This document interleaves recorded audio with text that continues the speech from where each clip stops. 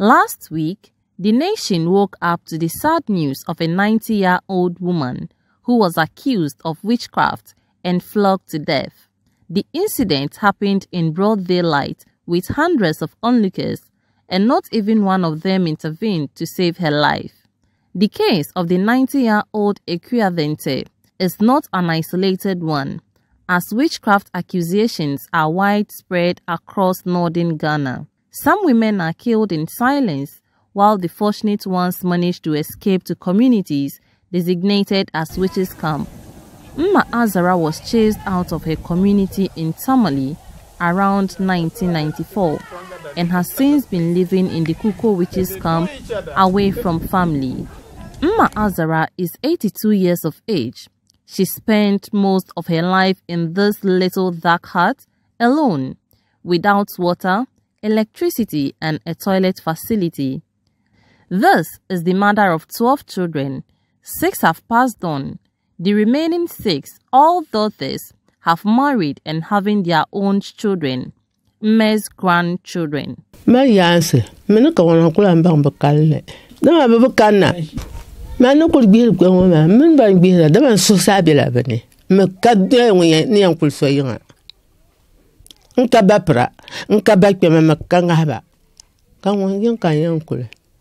Mma, as I prefer to call her, was accused of witchcraft following the death of a relative in the early 90s, and in spite of the fact that several oracles proved her innocent, she continued to face victimization, discrimination, and threats.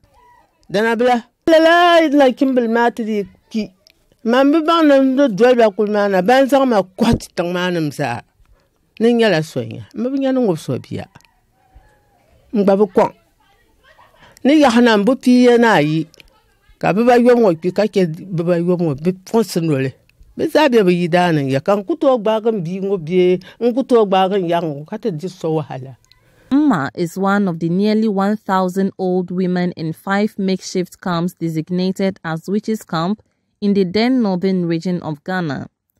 Mustafa, the caretaker of the Kukuo witches' camp, throws more light on the plight of these women.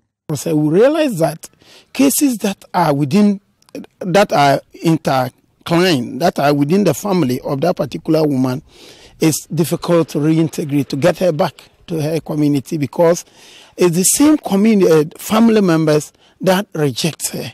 And if we are going back to that same people to accept her back, it becomes difficult. We try to send her back, but we realize that her case is coming from her own family. So there's nobody within the family who is ready to accept her. One time I went to her home, and her own brother told us that she doesn't know anyone called Mpahawa as she's standing here. So cases of that sort is becoming very difficult, and it's on our neck. We don't know how to get them reintegrated. Kukuo is a rural community in the Nanumba South district of the northern region. Though small, it has gained popularity as a safe haven for alleged witches.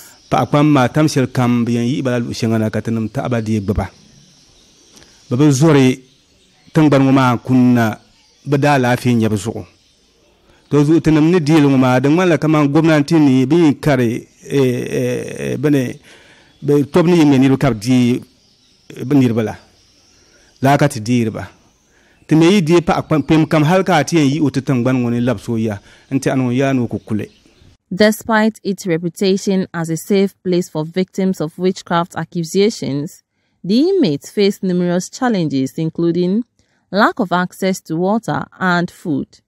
Mma, for instance, has not bathed in the last 2 days due to the lack of water.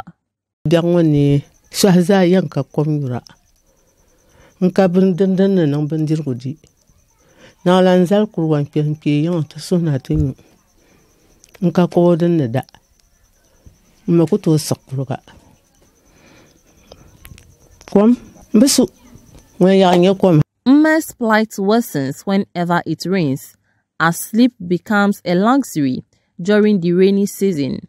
Her thatch roof leaks badly, forcing her to hold up in a small corner whenever it rains. The appalling conditions under which inmates of the Kukuo camp live means They often fall sick. From the chief's compound in the community, I gathered that malaria, pneumonia and diarrhea are the major illnesses the inmates often present.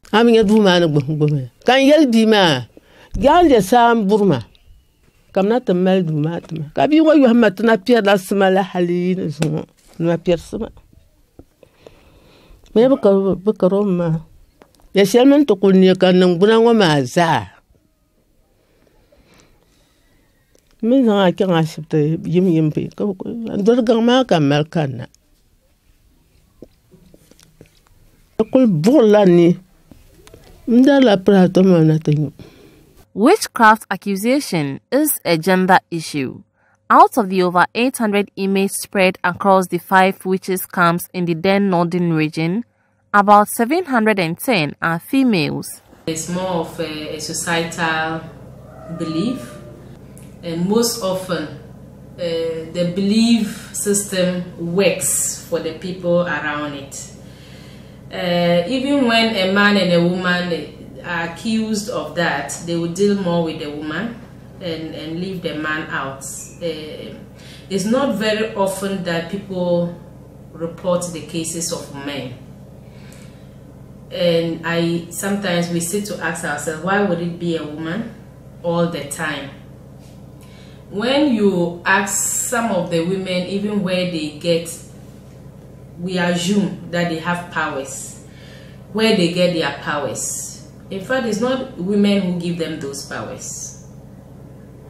But of course, when it comes to the end result, nobody gets back to whoever has given the powers, because the soothsayers and whoever they will go to get these powers from are men, but they are not accused. So we have always asked the question of, is it because they see them in dreams? And even if you see a man chasing you in a dream, is that not a wizard and all that? So for us, we have always thought about it to be more of the societal background of how we believe, our belief system of who a witch is. From the beginning, it looks like when you say a man is a witch, he's a powerful person. But when a woman is a witch, she's the wicked person. So that is how we have put it from the beginning. That is why it has gone to this dimension.